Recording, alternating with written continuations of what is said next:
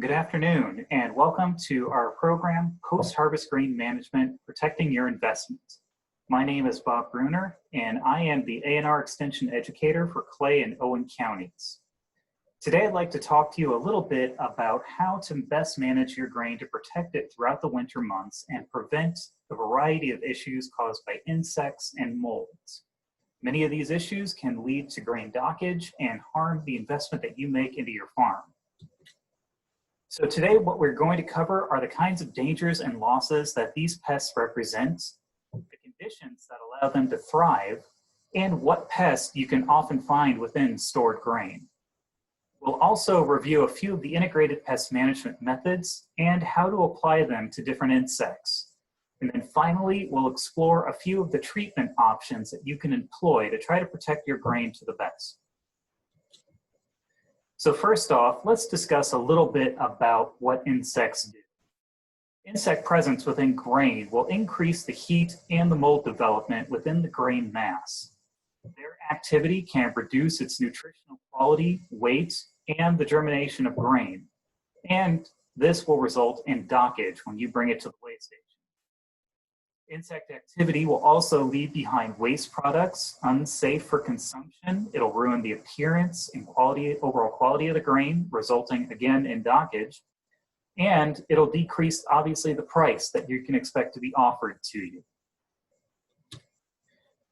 This is all summed up pretty neatly in this image. What you're seeing here is a rice weevil amongst rice, and you can see the damage that's been done here. If you check grain inspection guidelines, you'll find that they have some pretty strict and harsh guidelines when it comes to this particular insect. So it gives you an idea of just how closely you need to monitor and care for your grain during storage. So what is going to attract an insect to your grain? Why do they come there? Well, first off, the food that is represented by your grain attracts them and the moisture that it contains. Insects use this to be able to survive, and they're going to follow the rules of finding this stuff very closely. This grain also represents a source of warmth. They are seeking protection against the winter cold, and your grain mass will provide that very, very easily. This also ultimately results in harborage. Harborage is what these insects are seeking. It's an easy place to live, to reproduce, and allow their young to develop by offering warmth, moisture, and food. Oftentimes, these often represent the same thing. In the example that I showed of the rice weevil, a single grain of rice represents all of these to the larva of that rice weevil.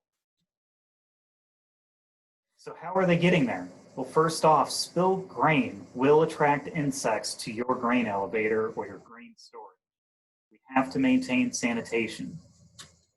Grain bins easily hold moisture. We have built tubes, essentially, that are meant to hold objects that easily absorb moisture and keep it held within them. Grain bins will also provide warmth and shelter. Like I said, these are tubes built to hold objects that generate these things, and we want them sealed against the outside, which means we are keeping those good conditions within. Now let's go through a few of the insects that you should be concerned about as you monitor your grain throughout the year. The first one is the granary weevil. Weevils are particularly nasty. They're considered one of the most destructive pests of grain.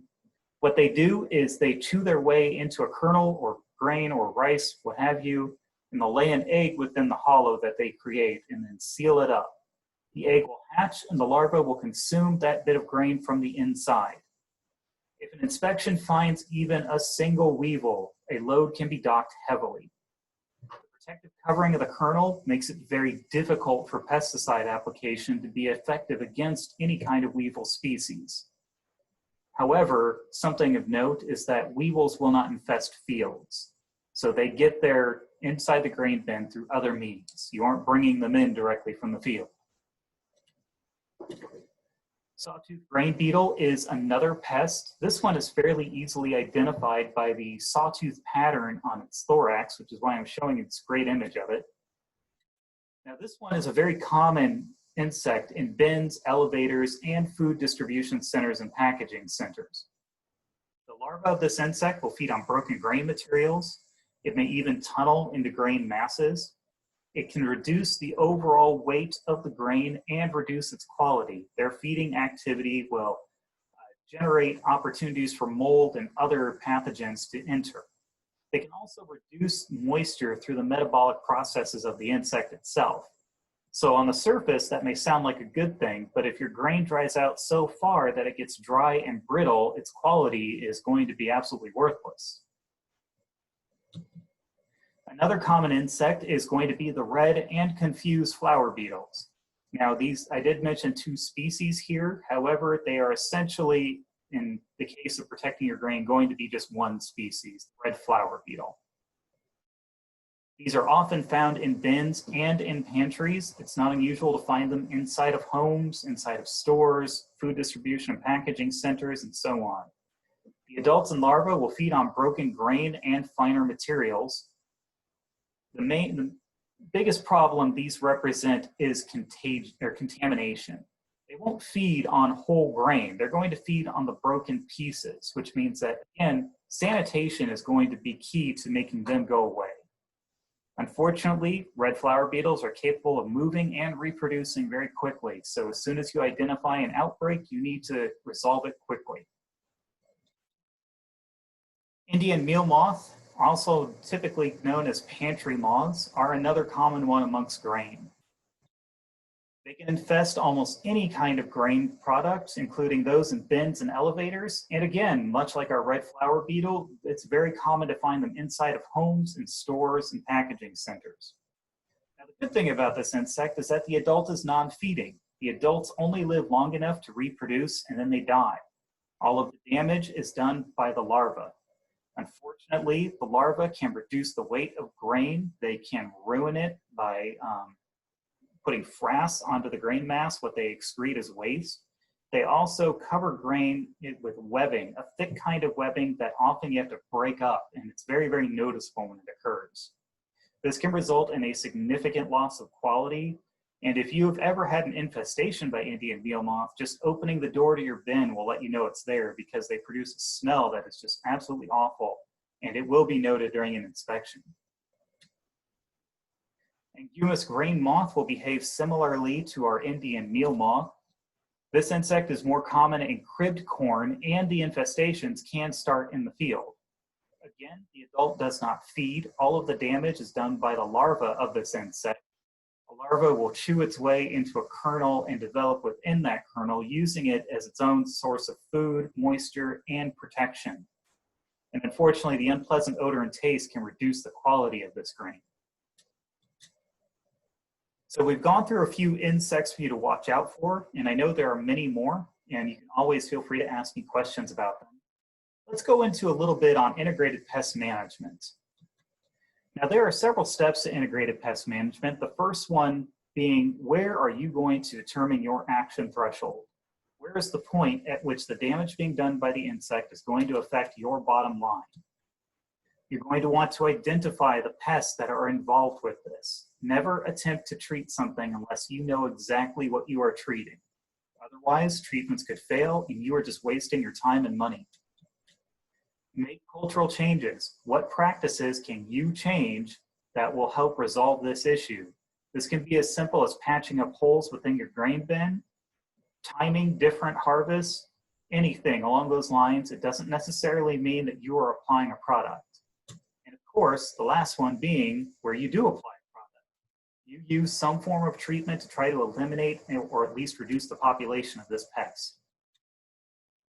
Now, when you are determining your action threshold, that first step, consider grain inspection guidelines. At what point are you going to take action? Your action threshold is going to be very different if you compare, say, a red flower beetle to the presence of a weevil.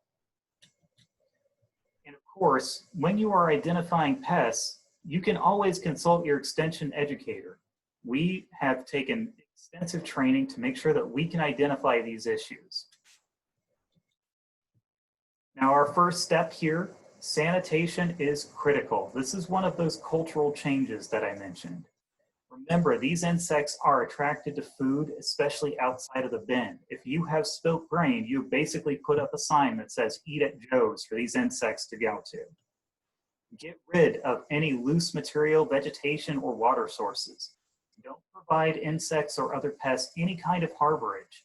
They will use this to move safely and avoid predators and to get resources. If they aren't there, the pests won't be there. You're going to want to maintain your internal and external cleanliness. If you have rotted grain or broken grain that is sticking to the walls of your bin, underneath the floors, etc., you are creating a food source, and those need to be clean. It sounds unpleasant, and it is an unpleasant job, but it needs to be done.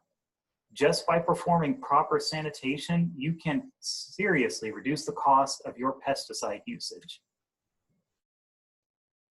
Now, there are a couple of things that you can do. I've split them into protection during binning and protection after binning. So let's go over during binning. Grain protectants can be applied while you're augering. You can this stuff will kill insects as they crawl through the grain mass and feed. You don't want to apply them before high temperature drying though. The residual will last longer at a lower moisture. And honestly, you're going to want to maintain a lower moisture as it will keep down any development of mold. It can be sold or fed immediately after application as well. Now, for protection after binning, top dress treatments are one of the main steps to take. Top dress treatments can be applied on the surface of the grain mass to control surface feeders such as our Indian and Angumus grain moths. And it's best to rake it into the first few inches, as that is where all the larvae are going to be. No pest strips can also be placed to control flighted pests such as Indian meal moths, and as well as mating disruption pheromone products that are also available. I also want to bring up during this time, don't walk on your grain. We have seen plenty of incidences within recent times where somebody went into a grain bin and something unfortunate happened to them. Don't enter into a vehicle or auger. Don't stand on top of your grain bin. Just be safe. Now, after these things are binned, there are a few control activities that you can do to help continue to reduce that cost. Always, always, always monitor, especially when temperatures are at or above 55 degrees Fahrenheit. If you own a grain bin and you have grain in it, I don't know how you can operate without checking it daily, if not weekly or more. You want to know exactly what is going on inside that bin at all times. Any changes means something is happening and you want to take a closer look. Use a grain bin or other sampling device. This way you could take a look at what's happening within that mass. You'll know if there are insects present, how many, and which ones. Make sure you review your inspection standards. Just because there's an insect in your grain, it doesn't mean the entire load has gone weevily. You're going to have an action threshold, and you're going to have to expect some insects within your grain mass. That doesn't mean it's going bad. It just means you need to monitor. Now, fumigants are a final step to this process. All fumigants are restricted use. It requires a Category 7D license to be able to apply. Do not attempt to use this stuff unless you have that category license. It is extremely dangerous. Fumigants are meant to kill insects. However, our nervous systems are not that much different from theirs. If it can kill an insect, it can kill a human. The bin must be airtight and sealed before any fumigant can be considered effective or safe. You do not want a leakage. And if you hire someone to help you do this work, you want to make sure that they are checking these things. It's best done on a calm day with temperatures at or above 65 degrees Fahrenheit. This is just like when you're spraying your fields. You don't want it windy. You want the temperatures in the right place for the fumigant to do its job. Fumigants do not act as a protectant. You're not going to get a residual effect out of this. They can only kill the current population, and then the fumigant will begin to break down almost immediately. All right, with that, I want to thank everybody for watching this video. Please consider liking and subscribing our channel. And if you have any questions, feel free to contact me at any time. My contact information will be below in the description of the video. With that, thank you, and I hope you have a great summer.